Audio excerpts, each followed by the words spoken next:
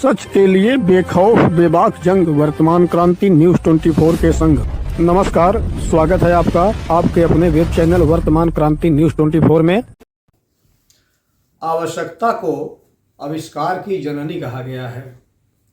एक पत्रकार की आवश्यकता एक व्यक्ति को उसी समय पड़ती है जब शासन प्रशासन अपने अस्तित्व के लिए जूझता है, जब शासन प्रशासन सत्ता में एक सामान्य व्यक्ति की आवाज़ को बलपूर्वक दाब दिया जाता है, उसकी सुनवाई नहीं होती है, तो उस शख्स को पत्रकार की आवश्यकता पड़ती है। ऐसे समाज को पत्रकार की आवश्यकता पड़ती है। और इसी आवश्यकता के मद्देनज़र आज हम भदोही जनपद से, उत्तर प्रदेश के भदोही जनपद से भारत की राजधानी नई दिल्ली में आए हैं। और जिस शख्स ने हमको फ़ोन करके यहाँ तक बुलाया है, उनकी समस्या के बारे में हम जानेंगे और उनसे बातचीत करेंगे कि क्या ऐसी समस्या है जो भारत की राजधानी में यहाँ के सरकारी तंत्र द्वारा, यहाँ के सत्ता पक्ष द्वारा या यहाँ के शासन प्रशासन द्वारा उनकी आवाज़ को सुनी नहीं जा रही है। तो इसी विषय में बात करेंगे और जानेंगे कि क्या है पूरा मामला। तो हम मौजूद हैं भारत की राजधानी नई दिल्ली में और हम बातचीत करेंगे उस शख्स से जिन्होंने फ़ोन करके हमको वहाँ से यहाँ तक बुलाया है, अपनी परेशानी को बताने के लिए, अपनी पीड़ा को बताने के लिए। तो हम इनका परिचय जानने के साथ ही बात करते हैं इनसे कि क्या है पूरा मामला। तो भाई साहब, नाम बता दीजिए अपना। मेरा नाम राहुल कुमार है। ये कौन सी जगह है जहाँ हम लोग बैठे हुए हैं? हम लोग छतरपुर नई दिल्ली में बैठे हुए हैं। तो क्या मामला है? आपने फ़ोन करके हमको उत्तर प्रदेश के भदोही जनपद से यहाँ तक बुला लिया है, तो मामला क्या है आपका? मेरा लगभग 80 दिनों पहले मेरे साले निशांत बरनवाल की मृत्यु हो गई। 13 सितंबर की रात थी वो। और उस समय हमें पता चला कि इनकी डेथ जो हुई है बड़ी ही रहस्यमय परिस्थितियों में हुई है और चीज़ें बहुत गड़बड़ थी। अच्छा, आपके साले साहब का नाम क्या था? सर, उनका नाम निशांत बरनवाल था। ये कहाँ रहते थे? सेक्टर 100 नोएडा में रहते थे वो। नोएडा में, यानी उत्तर प्रदेश? उत्तर प्रदेश नोएडा में सेंचुरी अपार्टमेंट 97B में रहते थे। इनकी मृत्यु कैसे हो गई? इनकी मृत्यु के बारे में मतलब कि इनकी जैसी वाइफ बता रही हैं कि सुइसाइड से इनकी मृत्यु हुई है। बट हमें संदेह होता है इस बात पर, क्योंकि वाइफ का कंडक्ट बहुत ही अनकॉमन था।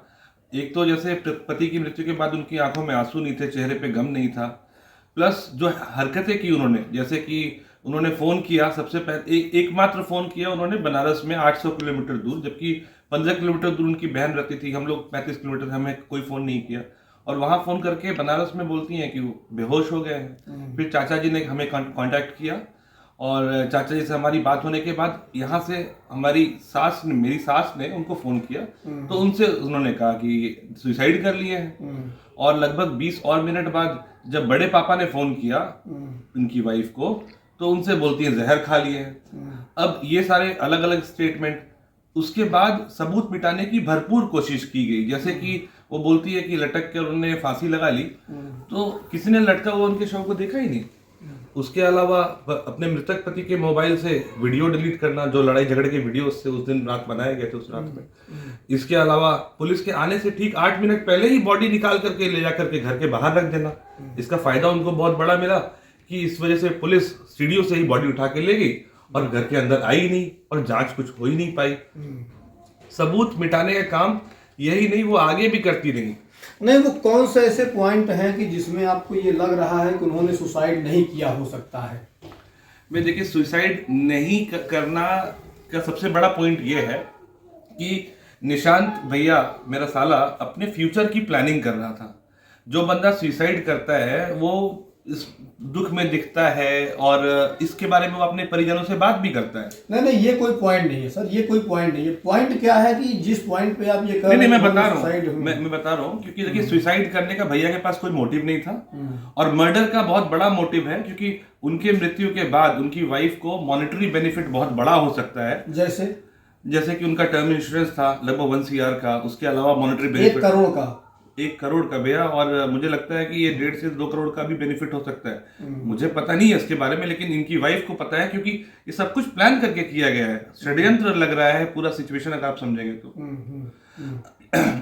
क्योंकि देखिए, पहले तो जब हम पुलिस के पास गए, पुलिस को सारी चीजें दिखाई, हमारे पास इनके लड़ाई झगड़े के वीडियोस भी थे, सबूत के तौर पे हमने उनसे बात की थी, तो ऑडियो क्लिप में उन्होंने काफी कुछ कंफर्म किया था हमें। अच्छा, सब हम कुछ दिया। अपने दर्शकों को इस कहानी के बारे में थोड़ी सी जानकारी दे देना चाहते हैं कि निशांत बरनवाल, जिनकी मृत्यु हो चुकी है और जिनके बारे में ये भी जानकारी दे रहे हैं, वो नोएडा में रहते थे, उत्तर प्रदेश के नोएडा में, जो उत्तर प्रदेश का आप कह सकते हैं कि बॉर्डर है हिसाब से।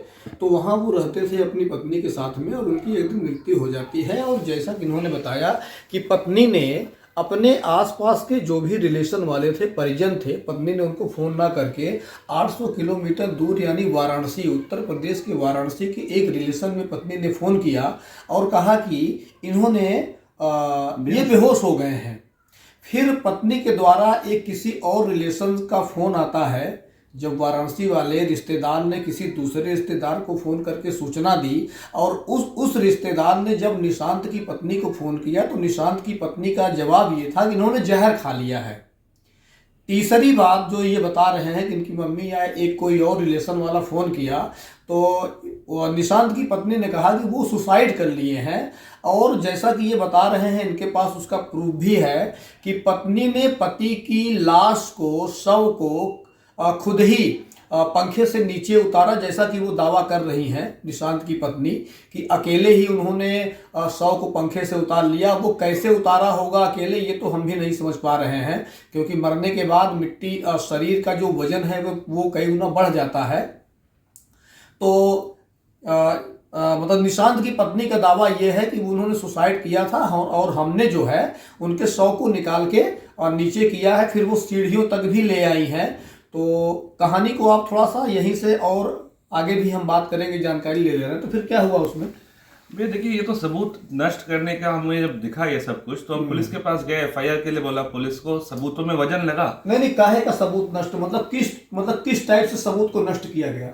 अब जैसे किसी ने लटका हुआ देखा नहीं, तो अब रस्सी जो हम लोग वहां देख रहे थे मौके पे, उस रस्सी में कोई लूप भी नहीं था, पंखे में लटका हुआ ऐसा कुछ लग भी नहीं रहा था। जिस कैंची से उन्होंने रस्सी को काटा, वो कैंची इतनी छोटी कि उससे रस्सी काटना संभव ही नहीं है, एक औरत का अकेले उतारना संभव नहीं है। पंखे से बेड की दूरी मात्र 6 फीट थी, भैया की हाइट 5.5 फीट थी, 2-3 इंच का ऊपर गैप बनेगा ही रस्सी से, और फिर नीचे 2-3 इंच का गैप, इतना तो आदमी पैर से पा सकता है। तो सब कुछ संदेह में लग रहा था, और पुलिस को हमने बताया तो पुलिस ने इनकार भी नहीं किया, और उन्होंने बोला कि हम आपकी जांच करेंगे इसमें और एफआईआर भी करेंगे। लेकिन बीच में पता नहीं कुछ सेटिंग हुई, आशीष वर्मा का इंट्रोडक्शन हुआ सीन में। आशीष वर्मा कौन है ये? सर, आशीष वर्मा इनके बोलते हैं, जैसा उन्होंने बताया कि दूर के चचेरे भाई हैं, श्रीनगर में कस्टम डिवीजन में इंस्पेक्टर हैं वो, और श्रीनगर से चल के पैरवी करने आए थे अपने मुंह बोली बहन की, और वो कहते हैं कि वो विभाग के आदमी है, वो सब कुछ संभाल लेंगे। और जैसा उन्होंने बोला वैसा हमें लगा भी, क्योंकि पुलिस ने उसके बाद हमें एंटरटेन करना बंद कर दिया। इनफैक्ट जब भी जाते तो बोलते 3-4 दिन बाद आइए एफआईआर के लिए। एफआईआर कराने तक के लिए हमें कानून में, मतलब कोर्ट का सहारा लेना पड़ा। 156(3) के बाद हमारा एफआईआर हुआ, और एफआईआर कराने के तुरंत बाद इसने सबूत मिटाना फिर से शुरू कर दिया। इसने घर खाली कर दिया उसी दिन जिस दिन एफआईआर हुआ। 21 तारीख को हमारे पास कोर्ट का आदेश आया था, 24 तारीख को हमें एफआईआर की कॉपी मिली थी, और 27-28 तारीख को इसने घर खाली कर दिया। 28 तारीख को घर जब खाली किया, हमने पुलिस को बताया भी, पुलिस की मौजूदगी में घर खाली कर रही है, और पुलिस मौके पे जाने के बाद भी जांच नहीं कर रही है, और वापस इसको भागने में मदद कर रही है। ये सब चीज बहुत ही संदेहजनक है, और मुझे समझ में नहीं आ रहा पुलिस ऐसा क्यों कर रही है।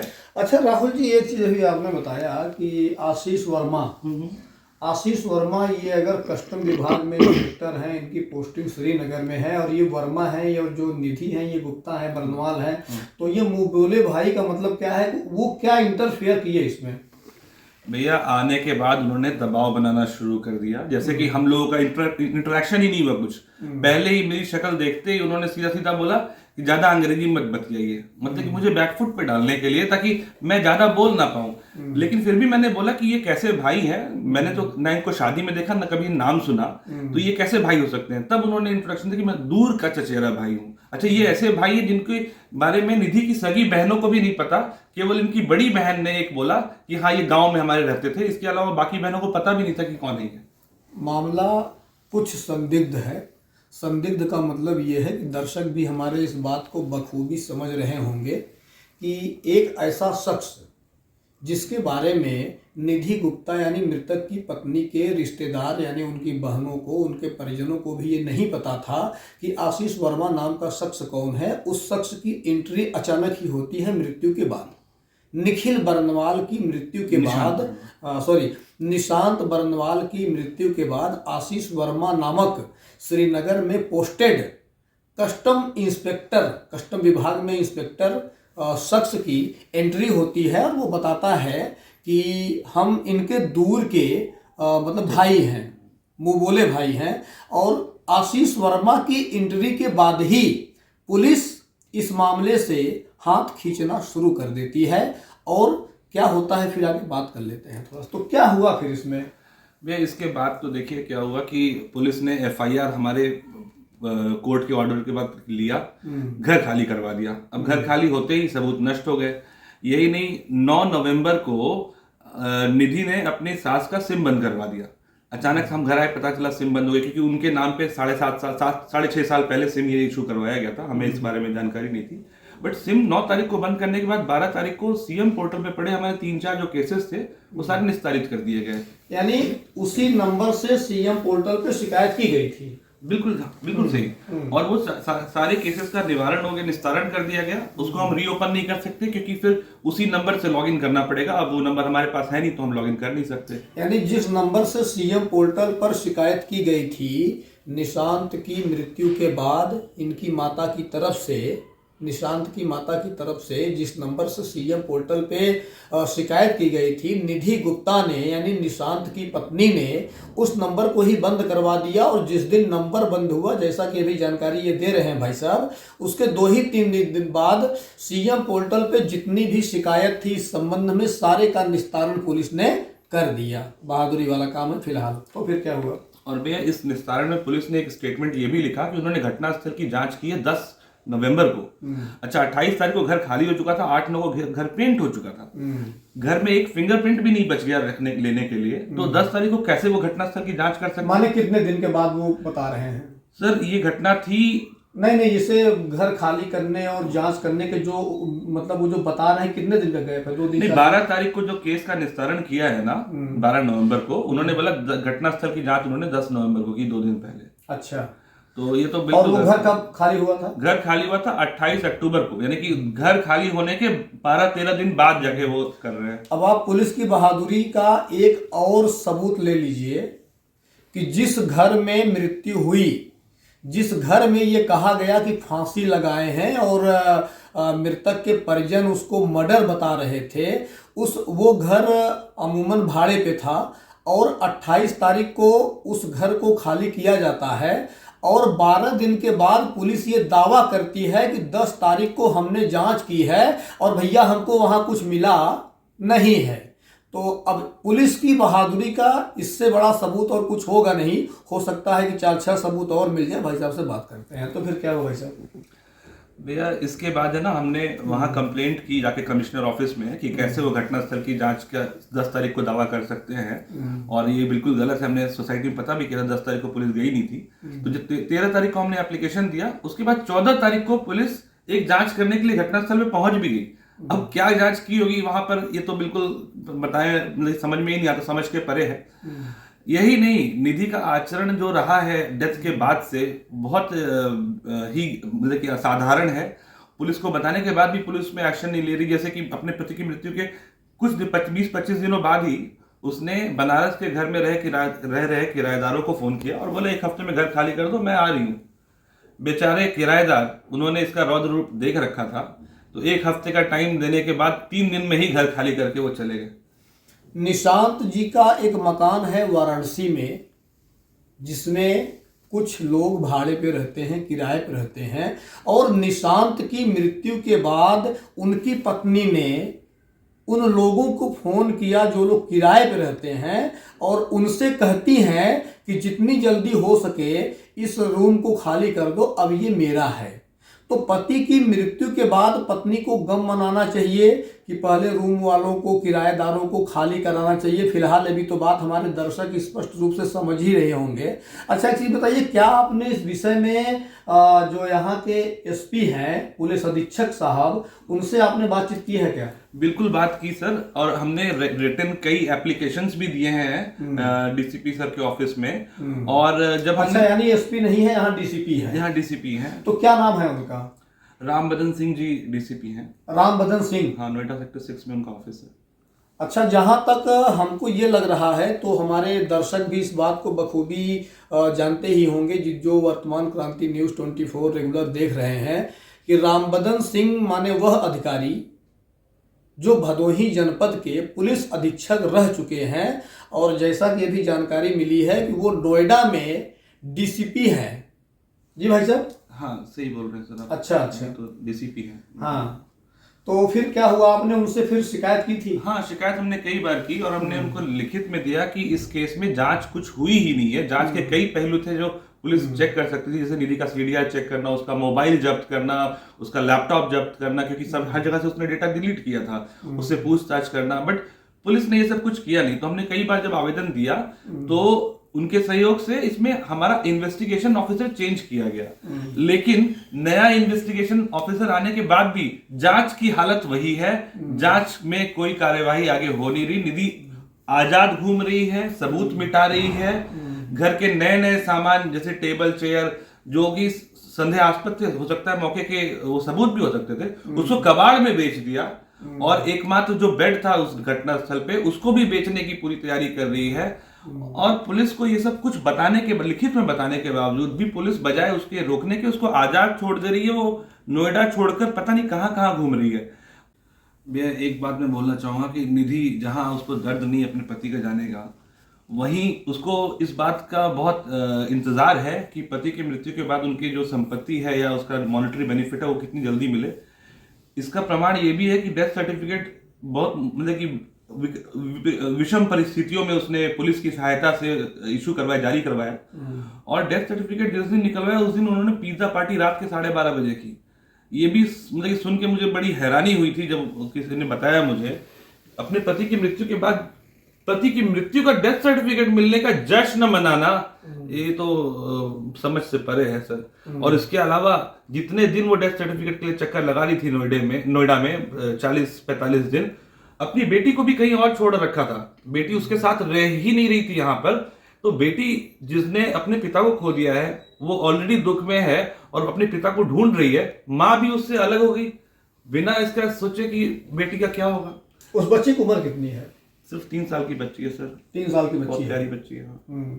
तो इस विषय में अपने स्थानीय जिला प्रशासन से क्या मांग करेंगे आप, जो आपके यहाँ पुलिस अधीक्षक महोदय हैं या जो भी हैं, तो क्या मांग करते हैं आप? सर हमारी सिर्फ एक मांग है, निष्पक्ष जांच की जाए, सच अपने आप सामने आ जाएगा। मुझे पता है इस कहानी में पुलिस अगर ढंग से जांच करे तो ऐसा कुछ जटिल है नहीं जो निकल के सामने नहीं आएगा। मुझे लगता है अगर ये लड़की निर्दोष है तो पुलिस जांच करके निर्दोष बता दे, जो भी है सब कुछ इसी का लेके निकल जाए। लेकिन जांच नहीं करने से पुलिस के हमारी जो भावनाएं हैं और ज्यादा आगे आ जा रही हैं और हमें यकीन हो रहा है कि ये दोषी है, इसीलिए पुलिस जांच नहीं कर रही है। अगर जांच कर ले और निर्दोष आ जाए तो हमें तो कोई इसमें दिक्कत भी नहीं है, लेकिन हम तो सिर्फ जांच की मांग कर रहे हैं सर। जांच निष्पक्ष। अच्छा, यानी आपकी मांग है कि जांच निष्पक्ष ढंग से हो और यदि वो दोषी हैं तो उनको दंड दिया जाए, अन्यथा फिर उनको जो भी है उनको। बिल्कुल सही, बिल्कुल सही। ये शुरू से मैं पुलिस से हमेशा यही बोल रहा हूँ, लेकिन पुलिस जांच क्यों नहीं कर रही है? भाई मोबाइल वो सिर्फ निशांत भैया का लेना चाहते हैं, वाइफ का मोबाइल क्यों नहीं ले रहे हैं? कोई उसमें बहुत बड़ी बात तो है नहीं, लेकिन जांच का पार्ट है, वो जांच नहीं कर रही है पुलिस। यही मेरी दुखद ये चलिए फिलहाल अभी जैसा कि हमने बातचीत किया, जो मृतक हैं इनके एक रिलेशन के शख्स हैं जिन्होंने हमको फ़ोन करके बुलाया था। इस खबर के माध्यम से भदोही के पुलिस अधीक्षक रहे रामबदन सिंह जी से जो कि नोएडा में जहाँ ये घटना हुई है, नोएडा के जो इस समय वर्तमान के मतलब डीसीपी हैं, तो ये हमारे यहाँ जब तक भदोही में रहे हैं एक तेज तर्रार ऑफिसर के रूप में आप जाने जाते रहे हैं। और जैसा कि अभी आप इस खबर के माध्यम से आप रूबरू हो रहे होंगे, जो पीड़ित पक्ष हैं इनकी बातें आपने सुनी होंगी, तो हम भी यही चाहेंगे कि इस मामले में निष्पक्ष जांच हो और जो दोषी हो उसके खिलाफ कड़ी से कड़ी कार्रवाई हो। और आइए थोड़ा सा बात कर लेते हैं, जो मृतक हैं उनकी सिस्टर भी हमारे साथ ही हैं, हम थोड़ा सा बात कर लेते हैं कि इस विषय में उनका क्या कहना है, क्या एंगल है, क्या सोचती हैं इस विषय में, वो तो बात करते हैं। जो इस घटना में मृतक हैं निशांत जी, उनकी सिस्टर हमारे साथ उपस्थित हैं और हम इनसे बातचीत करेंगे, जानेंगे कि इनका भाव क्या है और वास्तविकता क्या है, किस टाइप से घटना हुई है, चूँकि ये यहाँ की रहने वाली हैं। तो आप सबसे पहले परिचय दे दीजिए अपना। नमस्कार, मेरा नाम मोनिका बरनवाल है। मैं निशांत बरनवाल की छोटी बहन हूँ। अच्छा, तो ये बताइए तो निशांत की शादी कब हुई थी? जी, उनकी शादी 2015 में 16 अप्रैल को हुई थी। तो कहाँ हुई थी शादी? ये शादी अकबरपुर है कोई जगह बिहार में, नवादा डिस्ट्रिक्ट में लगता है शायद, अकबरपुर में हुई थी। तो जैसा कि अभी आपके हस्बैंड से हमने बातचीत की, तो इन्होंने बताया कि जो है जो मतलब निशांत की जो पत्नी है निधि गुप्ता, क्या वो ठीक ठाक नहीं थी क्या? चूँकि वो आप लेडीज हैं और आपके साथ उनका बात व्यवहार भी चल रहा होगा, तो क्या लगता है आपको? जी सर, जैसे परिवार में कोई बहू आती है तो परिवार की भी बहुत सारी एक्सपेक्टेशंस होती हैं। तो इनका डे 1 से जो बिहेवियर था ना, वो बहुत अजीब सा था। मैं एक छोटा सा इंसिडेंट बताती हूँ। जैसे एक बहू आती है, मैं भी गई हूँ शादी करके कहीं, तो परिवार में शुरुआत में बैठाया जाता है कहीं, बहू शांति से बैठती है, कुछ जैसे जैसे चीज़ें होती हैं हम बड़ों से पूछते हैं तब करते हैं। तो मेरे यहाँ डे 1 में ये चीज़ नहीं थी। मैं शादी की नेक्स्ट डे जब ऊपर गई तो मैंने देखा बालकनी में इनके कपड़े वपड़े डले हुए थे। ये बहुत अजीब इंसिडेंट था। मैंने पूछा कि भाभी ये कपड़े कहाँ गए आपके? तो कह रही हैं बालकनी में डले हैं। तो मैं बोला कि कौन डाल के आया? ये मैं ही डाल के आई हूँ। अच्छा, इनकी शादी बिहार में कहाँ हुई थी, किसके घर में, कुछ जानकारी है? मतलब इनके माता पिता रिलेशन में? जी जी जी, इनके पिताजी तो अब नहीं है, माताजी पिताजी इनकी नहीं है। नाम क्या है? वो स्वर्गीय मदन मोहन गुप्ता पापा का नाम था।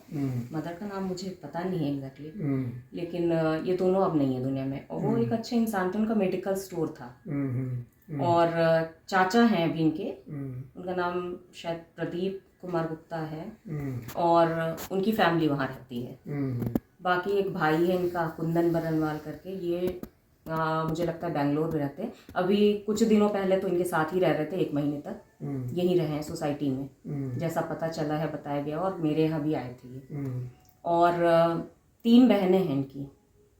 बड़ी बहन सिकंदरा में है, उनका नाम है ममता बरनवाल है या गुप्ता है मुझे नहीं पता, और उनके हस्बैंड का नाम दीपक कुमार है। दूसरी बहन है रांची में, उनका नाम मंजरी है, और उनके हस्बैंड का नाम नीरज प्रकाश है। और तीसरी बहन तो ग्रेटर नोएडा में ही रहती हैं, उनके हस्बैंड का नाम रितेश कुमार बरनवाल है, और बहन का नाम भारती बरनवाल है। अच्छा, जो रिलेशन वाले हैं इन लोगों की तरफ से आपके ऊपर कोई प्रेशर, कोई दबाव? नहीं, ऐसा कोई दबाव नहीं है। भाई जो है वो यहाँ पे आए थे 11 अक्टूबर को, मेरे भाई की डेथ के 28वें दिन, अपनी बहन और एक अज्ञात आदमी को लेके आए थे रात को 10:30 बजे आपके घर पे 10:30 जी बजे? जी जी बिल्कुल। तो उस दिन भाग्यवश हम लोग घर में थे नहीं, और ये लोग किस नियत से आए थे ये भी नहीं पता है, लेकिन हमारे यहाँ गार्ड के साथ इन्होंने मारपीट की थी, इनके भाई ने। आपके गार्ड के साथ मारपीट की थी? क्योंकि ये ऊपर आना चाह रहे थे, और गार्ड ने पूछा कि आप इंक्वायरी क्यों कर रहे हैं इतनी, या उनको भी रवैया इनका सही नहीं लगा, तो उन्होंने शायद फोटो खींच ली थी। तो उसके लिए उनका फोन छीन के डिलीट करने की कोशिश की गई। वो नहीं, फोटो कौन खींचा था? गार्ड ने खींची थी, क्योंकि आपके गार्ड ने फोटो खींची थी उनकी? जी, क्योंकि उनको ये लोग संदिग्ध लग रहे थे, ये पूछताछ कर रहे हैं, और एक तरफ कह रहे हैं कि हम रिश्तेदार हैं। तो वो बोले कि भाई आप अगर रिश्तेदार हैं तो आप खुद बात करिए, ऐसे तो मैं नहीं जाने दूंगा। वो अपनी ड्यूटी निभा रहे थे। अच्छा, जो गार्ड है क्या नाम है? उनका नाम सुरेश जी है। अच्छा, सुरेश जी। तो जब उन्होंने फोटो खींची तो उनका फोन छीन के डिलीट करने के लिए कहा। अच्छा, आप ये बताइए, कोई मतलब कोई ऐसा अच्छा, मतलब उनको थप्पड़ भी मारा गया जी है? जी, उनको 3-4 थप्पड़ मारे गए गार्ड फिर। को? हाँ, फिर हम लोग बाहर थे तो हमारे पास ऊपर अंकल हैं, उनका फोन आया कि आपके कोई रिश्तेदार आए थे और उन्होंने गार्ड के साथ मारपीट करी है। फिर हमने पीसीआर बुलाई और अगले दिन हम थाने में गए। पीसीआर वाले, क्योंकि रात हो चुकी थी, तो बोले कि आप कल आइए तो आपकी कंप्लेंट लिख ली जाएगी। अगले दिन हम मैदानगढ़ी थाने जाते हैं, वहाँ पे जो भी इंसिडेंट हुआ है वो बता रहे हैं। वो गार्ड को भी लेके गए थे अपने, सुरेश जी को, वो बता रहे थे। तब तक मेरे पास महिला थाने से कॉल आने लगी, गौतम बुद्ध नगर के महिला थाने से।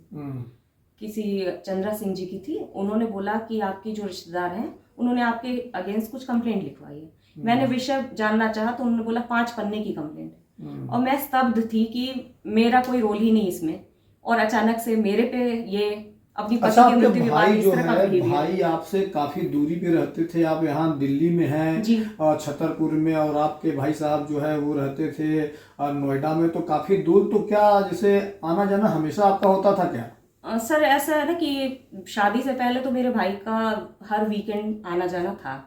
जब शादी हुई तो हम लोगों ने थोड़ा सा कहा कि भाई टाइम देना चाहिए इनको, तो हम लोग डिस्टर्ब नहीं करते थे। फिर ये चीज जैसे बन गई कि भाई ज्यादा आना जाना नहीं रखना है।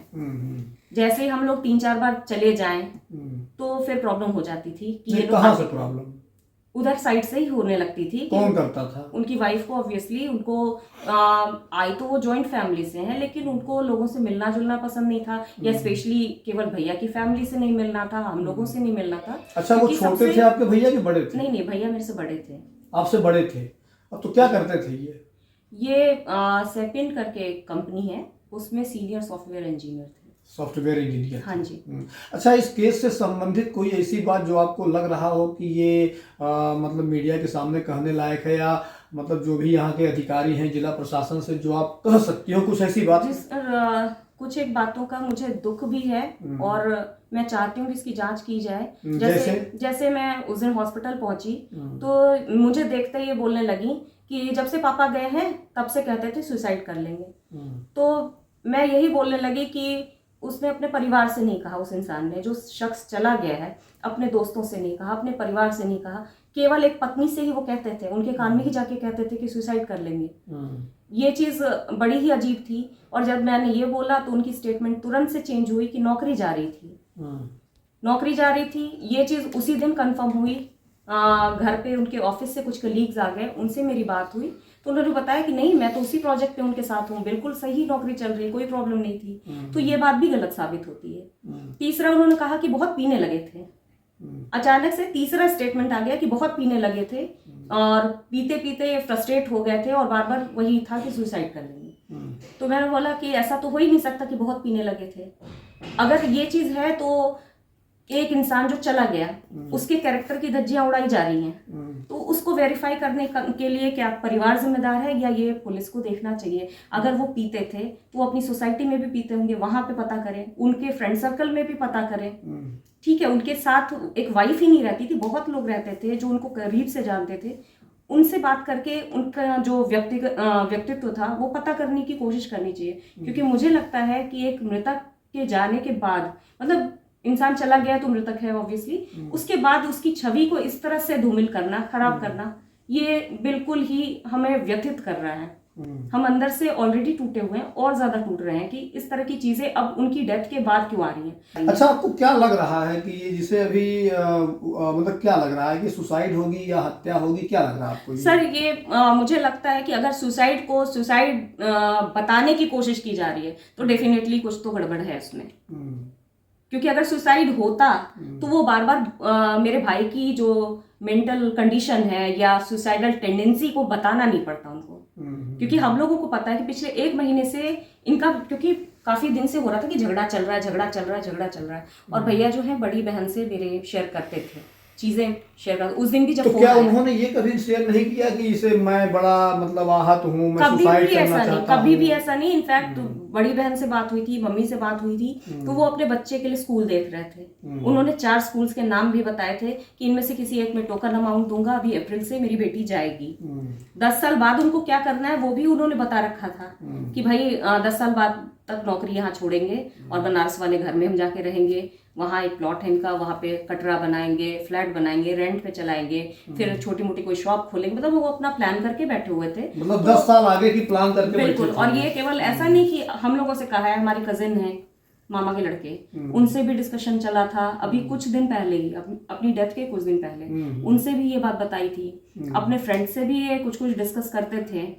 कभी भी अपने ऑफिस के कलीग वगैरह से उन्होंने ऐसा कुछ नहीं कहा। इनफैक्ट इन्होंने लड़ाई झगड़े का थोड़ा बहुत बताया है, किस लेवल तक जाता था वो चीज वो शेयर नहीं करता। क्या लग रहा है आपको, ये मर्डर हो सकता है क्या? ये सर जहां तक सर्कमस्टेंसेस हम लोग जैसे जैसे इसमें अंदर जा रहे हैं, डेफिनेटली इसमें गड़बड़ है, और अगर जांच ढंग से की जाए तो जो सच्चाई वो बाहर आ जाएगी। अगर ये मर्डर है तो मर्डर ही आएगा, लेकिन अगर जांच ही नहीं की जा रही है तो उसको जबरदस्ती सुसाइड बना दिया जाए, मर्डर बना दिया जाए, ये तो पुलिस पर डिपेंड करता है क्या बना रही है। अच्छा, मांग क्या करती हैं जिला प्रशासन से आप? सर अभी तक का जो पुलिस का रवैया है, मैं तो सिर्फ और सिर्फ ये मांग करती हूँ, अगर पुलिस से नहीं हो पा रहा है तो हमें एक नई जांच एजेंसी दी जाए जो निष्पक्ष जांच कर पाए।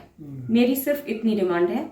और दूसरा कि मेरे भाई के जाने के बाद उनकी छवि को जो खराब किया जा रहा है, तो भाई मैं यहाँ एक उच्च अधिकारी से भी मिली थी, उन्होंने भी यही कहा कि हस्बैंड का अफेयर चलता है, वाइफ लड़ाई करती है, परिवार को नहीं पता होता है। ठीक है, मैं मान लूँ अगर 4 अफेयर भी हूँ भाई के, तो मैं भी किसी की वाइफ हूँ, एक पत्नी भी कैरेक्टर सर्टिफिकेट लेके नहीं घूमती है। तो अगर निष्पक्ष जांच है तो ठीक है भाई, आप एक के कैरेक्टर की जांच करिए, दूसरे के भी कैरेक्टर की जांच करिए। मैं यही चाहती हूँ कि जो जांच मेरे भाई के लिए की जाए वही उनकी वाइफ के लिए की जाए, ताकि बराबरी का रहे, निष्पक्ष रहे, और जो सच्चाई है वो बाहर आए। चलिए, धन्यवाद। तो अभी हमने जैसा कि बातचीत की, जो निशांत जी थे जिनकी मृत्यु नोएडा में रहस्यमय परिस्थितियों में हो चुकी है, उनके सिस्टर से और उनके जो जीजा जी हैं उनसे हमने बातचीत की है, और जो भी पॉइंट निकल के सामने आए हैं, जो भी तथ्य निकल के सामने आए हैं, वो दर्शकों ने भी सुने होंगे। सारा कुछ रहस्य है, मृत्यु होती है, पंखे पे लटकने का कोई ऐसा प्रूफ नहीं मिल पाता है, पुलिस अंदर जा नहीं पाती है, रूम छोड़ दिया जाता है, और कमरा छोड़ने के 10-12 दिन के बाद पुलिस जाती है जांच करने, और वो रिपोर्ट भी लगा देती है कि भाई साहब हमने तो जांच कंप्लीट कर ली है। और भी कई ऐसे बिंदु हैं जो अभी बातचीत में आपने सुने हैं। तो इस खबर के माध्यम से जो नोएडा के जो स्थानीय जो तेजतर्रार कहे जाने वाले रामबदन सिंह जी, जो हमारे यहाँ भदोही जनपद में भी पुलिस अधीक्षक के पद पे रह चुके हैं, वो संयोग है कि नोएडा में जिस जगह पर घटना हुई है वो आज वहाँ पे डीसीपी हैं। तो हम इस खबर के माध्यम से रिक्वेस्ट करना चाहेंगे कि जो भी सच्चाई हो, जैसा कि पीड़ित पक्ष से बातचीत करने पे सामने आया है, कि जो भी सच्चाई है वो बाहर आनी चाहिए, जो दोषी हो उसको सजा मिलनी चाहिए। और इसी खबर के साथ आपसे लेते हैं विदा, शाहिद सिद्दीकी के साथ वर्तमान क्रांति न्यूज़ 24 के लिए गंगाधर पत्रकार। नमस्कार।